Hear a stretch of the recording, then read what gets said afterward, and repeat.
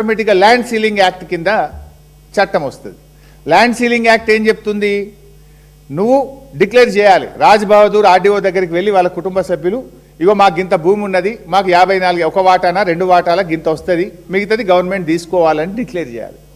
కానీ ఆర్డీఓ దగ్గరికి వెళ్ళలేదు, ల్యాండ్ రెవెన్యూ ట్రిబ్యునల్కి అప్పీల్ చేసుకోక వీళ్ళు ముగ్గురికి అమ్మేసిండ్రు, 3 ప్రైవేట్ కంపెనీలకు అమ్మిండ్రు. ఆ 3 ప్రైవేట్ కంపెనీలు ఆర్డీఓ దగ్గరికి పోతే ఆర్డీఓ ఏం చేసిండు? ఆ రోజు ఈ భూమి అమ్మడం నేరము, ల్యాండ్ సీలింగ్ యాక్ట్ భూమి అమ్మడానికి అనుమతించదు, ఈ భూమి తప్పుడుగా అమ్మింది కనుక ఇది గవర్నమెంట్ భూమి, ప్రొహిబిటెడ్ ల్యాండ్లో పెడుతున్నాము అని చెప్పి అప్పటి ఆర్డీఓ కందుకూర్ ప్రొహిబిటెడ్ లిస్ట్లో పెట్టినారు. ఆ రోజు నుంచి ఇవాళ భూభారతి ఓపెన్ చేస్తే కూడా అది గవర్నమెంట్ ల్యాండ్ అని ఇవాళ రికార్డులో కూడా ఉన్నది. తర్వాత ఆర్డీఓ రిజెక్షన్ మీద హైకోర్టు సింగిల్ బెంచ్ ఆర్డీఓ నిర్ణయం కరెక్ట్ అన్నది, హైకోర్టు డివిజన్ బెంచ్ ఆర్డీఓ నిర్ణయం కరెక్ట్ అన్నది. దాని మీద సుప్రీంకోర్టుకు పోతే ఈ నిమిషానికి సుప్రీంకోర్టులో కేసు పెండింగ్లో ఉన్నది. సుప్రీంకోర్టు ఎటువంటి స్టే కూడా ఇవ్వలేదు. స్టే ఇవ్వలేదు అంటే high court judgment stands good. High court judgment stands good అంటే ఆర్డీఓ ఈ భూములను నిషేధిత భూములుగా పెట్టింది, స్టాండ్స్ గుడ్. ఈ నిమిషానికి అది RDO is the custodian of the land, land belongs to government. కానీ అక్కడ ఏం జరుగుతుంది? అలా చుట్టూ ఫెన్సింగు, చుట్టూ బౌన్సర్లు, ఆడ రోజుకొక బోర్డు వెలుస్తూ ఉంది. ఆ బోర్డుల సంగతి చెప్తా. ఇది land belongs to so and so అంటుంది. ఎట్లయితుంది అది? హైకోర్టు చెప్పింది కదా, సర్వోన్నత న్యాయస్థానం చెప్పింది కదా, ఆర్డీఓ చెప్పింది కదా, కలెక్టర్ చెప్పింది కదా, భూభారతిలో ఇది ప్రభుత్వ భూమని ఈ రోజు కూడా చూపిస్తున్నది కదా. మరి ఎందుకు దీన్ని కాపాడతలేరు అంటే రక్షకుడే భక్షకుడైంది కనుక ఎట్లా పోతాడు? స్వయంగా రెవెన్యూ మంత్రి భూముల వెనుక ఉంటే రెవెన్యూ మంత్రి కింద ఉండే చిన్న అధికారి ఆర్డీఓ ఆ భూములను ఎట్లా కాపాడతాడు? How can he save? How ఆయనకు ధైర్యం ఎక్కడొస్తుంది?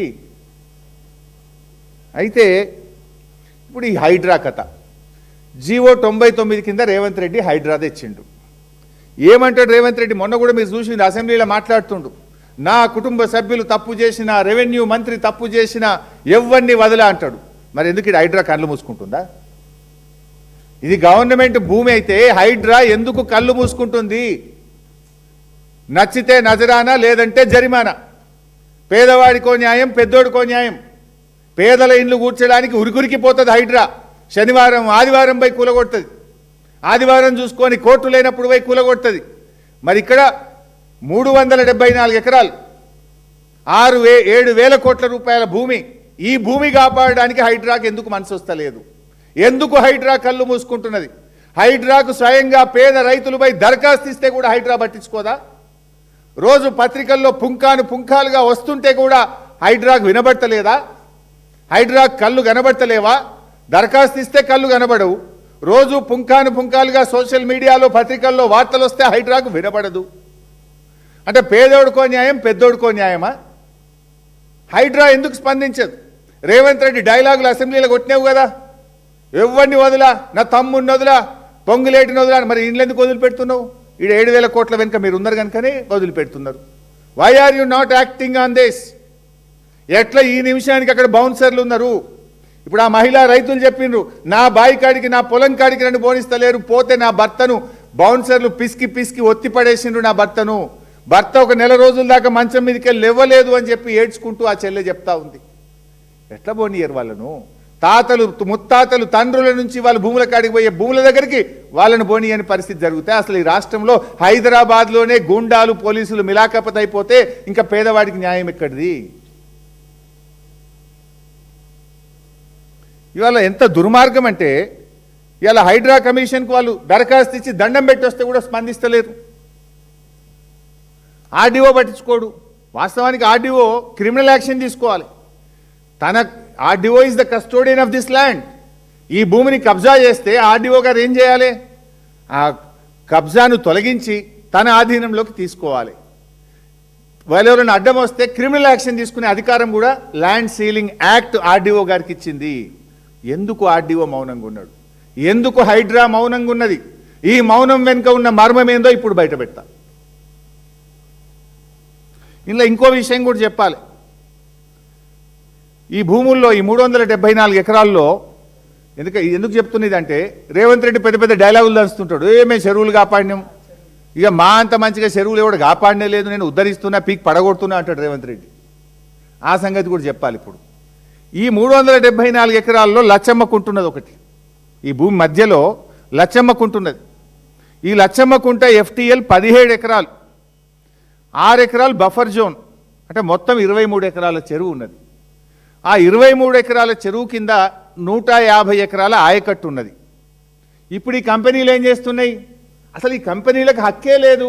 ల్యాండ్ సీలింగ్ యాక్ట్ ప్రకారం there is no right for any sale deed or any agreement, any land purchase sale deed.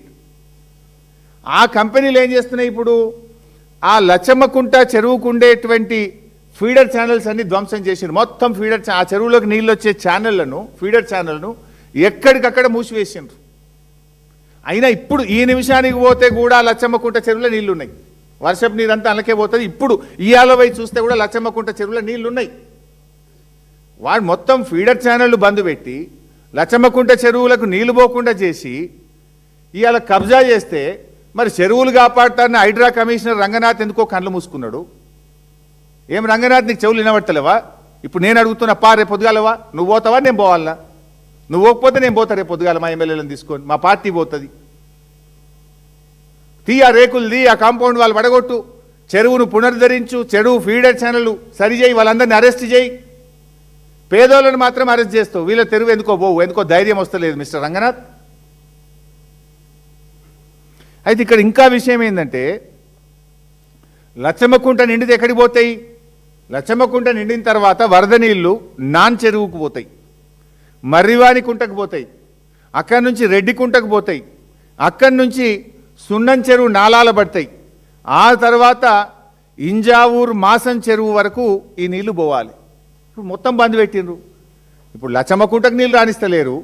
లచ్చమ్మకుంటకేలి non చెరువు, మర్రివానికుంట, రెడ్డికుంట, ఇంజావూరు మాసం చెరువు వరకు నీళ్లు పోకుండా ఎక్కడికక్కడ ఫీడర్ ఛానల్ని ధ్వంసం చేసి పడేసిండ్రు.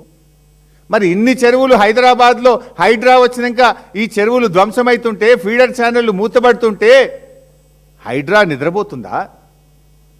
వినబట్టలేదా? ఎందుకు హైడ్రా స్పందించదు? గరీబోళ్ళ ఇల్లు కూలగొట్టడానికి, పెద్ద పెద్ద వాళ్ళకి కబ్జాలు చేయడానికి మాత్రమే హైడ్రా పనిచేస్తుందా?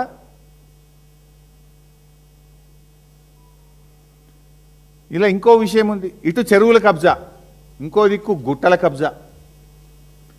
ఈ 373 ఎకరాల్లో లింగమయ్య గుట్ట, గుగ్గిళ్ళ గుట్ట, కుమ్మరోని బోడు గుట్ట, ఇట్లా చిన్న చిన్న గుట్టలు ఉన్నాయి 3-4.